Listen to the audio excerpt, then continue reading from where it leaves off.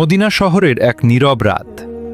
ঘরে তেমন কিছুই নেই, শুধু সামান্য খাবার যা দিয়ে কষ্ট করে একবারের মতো খাওয়া যাবে।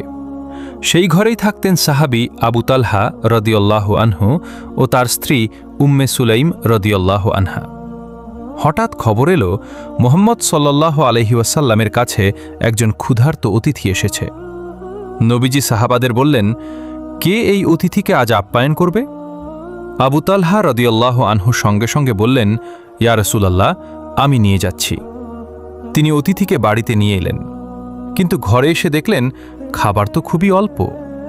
তিনি স্ত্রীর দিকে তাকিয়ে ধীরে বললেন, আমাদের কাছে যা আছে তা তো শুধু বাচ্চাদের জন্যই যথেষ্ট। তখন উম্মে সুলাইম রদিয়াল্লাহু আনহা মৃদু হেসে বললেন, বাচ্চাদের আগে ঘুম পাড়িয়ে দিই, আর আমরা আজ না খেয়েই থাকি। এরপর তিনি বাচ্চাদের ঘুম পাড়িয়ে দিলেন, খাবার সাজিয়ে অতিথির সামনে বসালেন। আলো একটু কমিয়ে দিলেন, যেন মনে হয় সবাই একসাথে খাচ্ছে। আবু তালহা রাদিয়াল্লাহু আনহু ও তার স্ত্রী দুজনই খাওয়ার ভান করলেন, কিন্তু আসলে তারা এক কোনা খাবারও মুখে তোলেননি। সবটুকু অতিথিকে খেতে দিলেন। অতিথি তৃপ্ত হয়ে খেয়ে নিলেন। তিনি বুঝতেই পারলেন না এই দম্পতি নিজেরা না খেয়ে তাকে খাওয়ালেন।